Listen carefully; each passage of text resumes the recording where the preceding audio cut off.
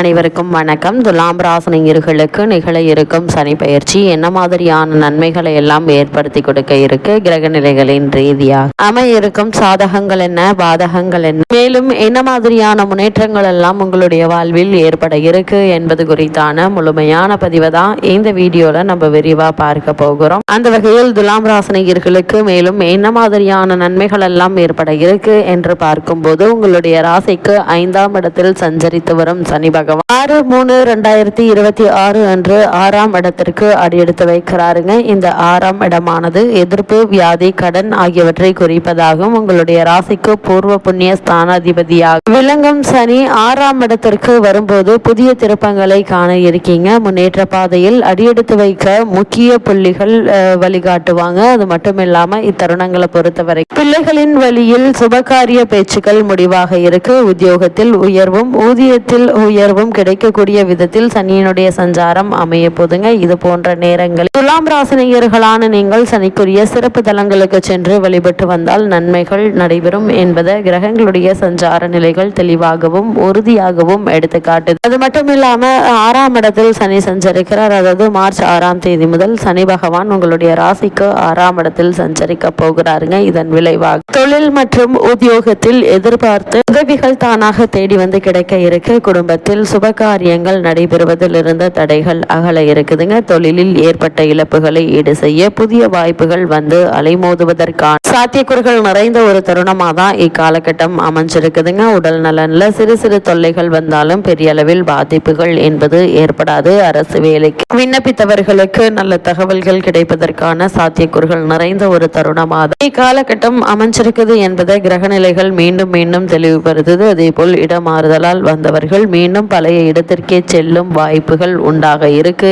என்பதை கிரகநிலைகள் தெல்ல தெளிவாகவும் உறுதியாகவும் எடுத்துக்காட்டுதுங்க. சனியினுடைய பார்வை பலன்களால் உங்களுடைய ராசிக்கு மேலும் என்ன மாதிரியான நன்மைகள் எல்லாம் ஏற்பட இருக்கு என்று பார்க்கும்போது, 6ஆம் இடத்தில் சஞ்சரிக்கும் சனியினுடைய பார்வை உங்களுடைய ராசிக்கு 3, 8, 12 ஆகிய இடங்கள்ல பதிகிறது. இதன் விளைவாக சகோதர வர்த்தகத்தினருடன் ஒற்றுமை பலப்படுங்க. அதே போல் வழக்கு இருந்துச்சு அப்படின்னா, அதாவது பூர்வீக சொத்து சம்பந்தமாகவோ அல்லது மற்ற காரணங்களுக்கான வழக்குகள் இருந்துச்சு அப்படின்னா அந்த வழக்குகள் சாதகமாக அமைவதற்கான சாத்தியக்கூறுகள் அதிகம் இருக்கு என்பதை கிரக நிலைகள் மீண்டும் மீண்டும் தெளிவுபடுத்துது. அதே போல் பாக பிரிவினைகள் இழுபறி நிலை மாறும் என்பதையும் கிரக நிலைகள் மேலும் மேலும் தெளிவுபடுத்துது. அதே போல் பகல் இரவாக பாடுபட்டதற்கு ஏற்ற பலன் நிச்சயம் உங்களுக்கு கிடைக்குங்க. பொது வாழ்வில் இருப்பவர்களுக்கு இதுவரை எதிர்பார்த்து காத்திருந்த பொறுப்புகள் நிச்சயம் உங்களுக்கு கிடைக்க இருக்கு என்பதை கிரக நிலைகள் மீண்டும் மீண்டும் உறுதியளிக்குது. தைரியமும் தன்னம்பிக்கையும் கூடுங்க. தனிப்பட்ட திறமையை வளர்த்து கொண்டு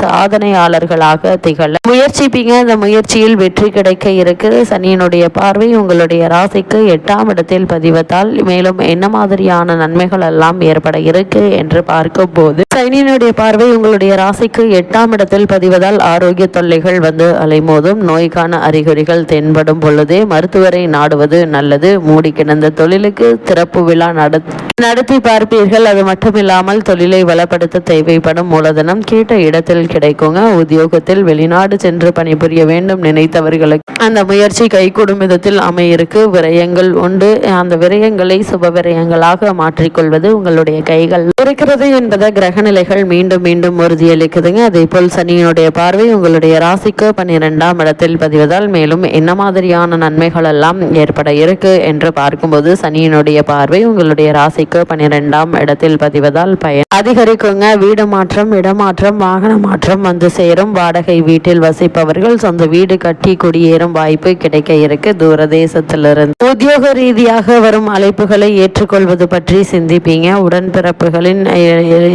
இல்லங்களில் நடைபெறும் சுபகாரியங்களை முன்னின்று நடத்தி வைப்பீங்க. தொழிலில் பழைய கூட்டாளிகளை விலக்கிவிட்டு புதிய கூட்டாளிகளை இணைத்து கொள்ள முன்வருவதற்கான சாத்தியக்கூறுகள் நிறைந்த ஒரு தருணமாக தான் இக்காலகட்டம் அமைஞ்சிருக்குதுங்க. என்ன மாதிரியான முயற்சிகளை நீங்கள் மேற்கொண்டாலும் அந்த முயற்சிகளை நிச்சயம் உங்களுக்கு வெற்றி கிடைக்க இருக்கு என்பதை கிரகநிலைகள் மீண்டும் மீண்டும் உங்களுக்கு உறுதியளிக்குதுங்க. அதே போல் துலாம் ராசினியர்களை பொறுத்த வரைக்கும் இக்காலத்தில் தேவைகள் பூர்த்தியாகும். தெய்வீக நாட்டம் அதிகரிக்குங்க. தொழிலில் ஏற்பட்ட குறுக்கீடுகள் அகல இருக்கு. முன்னோர் கட்டி வைத்து சிதிலமடைந்த ஆலயங்களை புதுப்பிக்கும் பணி ஆர்வம் காட்டுவீங்க.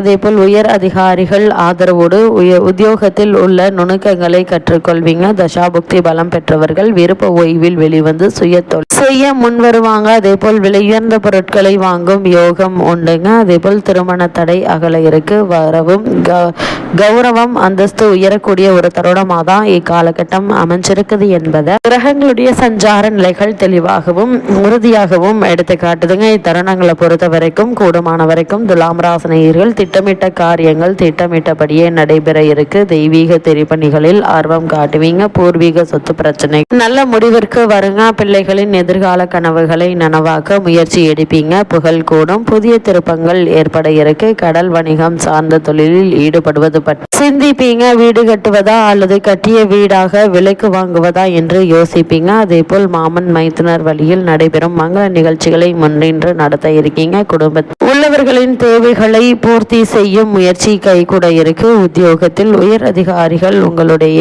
பணியை பாராட்டுவாங்க. என்ன மாதிரியான முயற்சிகளை நீங்கள் மேற்கொண்டாலும் நல்ல ஒரு முன்னேற்றம் நிச்சயம் உங்களுடைய வாழ்வில் ஏற்படும் என்பதுல எந்த ஒரு சந்தேகமும் இல்லைங்க. அது மட்டும் இல்லாம துலாம் ராசினியர்களை பொறுத்த வரைக்கும் காலத்தில் கல்யாண முயற்சிகளை மேற்கொண்டு வரும் துலாம் ராசினியர்களுக்கு சிறு முயற்சியிலேயே நல்ல ஒரு வரன் அமையிருக்குது. அதே போல் கடல் வணிகம் சார்ந்த முயற்சியில் நிச்சயம் லாபம் உண்டு என்பதால் அதற்கான முயற்சிகளை இப்போது நீங்கள் தாராளமாக முயற்சிக்கலாங்க. பழைய இழப்புகளை ஈடு செய்ய எடுத்த முயற்சியில் நிச்சயம் உங்களுக்கு வெற்றி கிடைக்க இருக்குதுங்க. பயணங்கள் பலன் தருவதாக அமையும். அதே போல் வாகன உண்டு என்பதால் அதற்கான முயற்சிகளை மேற்கொள்ளலாங்க. உத்தியோகத்தில் உள்ளவர்களின் ஊதிய உயர்வின் காரணமாக வெளிநாட்டு நிறுவனங்களிலிருந்து எப்போது அழைப்பு வரும் என்று நினைத்தவர்களுக்கு இப்போது வாய்ப்புகள் வாசல் வருங்க. அதே போல் சுற்றமும் நட்பும் பாராட்டும் வகையில் உள்ள நல்ல காரியம் ஒன்றை செய்து முடிக்கக்கூடிய ஒரு தருணமாக தான் இக்காலகட்டம் அமைஞ்சிருக்குது என்பதை கிரகங்களுடைய சஞ்சார நிலைகள் தெளிவாகவும் உறுதியாகவும் எடுத்து காட்டுதுங்க. இத்தருணங்களை பொறுத்த வரைக்கும் மீன ராசியில் சனி பகவான் சஞ்சரிக்கும் காலகட்டத்தில் 3 முறை குரு பகவான் பெயர்ச்சியாகிறார். 2026 மே மாதம் கடகராசிக்கு செல்கிறாருங்க. குரு 10 குரு வரும்போது பதவி மாற்றம் உண்டுங்க. அந்த அடிப்படையில் இதுவரை பதவி இல்லாதவர்களுக்கு பதவி கிடைக்க இருக்கு. 2027 ஜூன் மாதத்தில் சிம்ம ராசிக்கு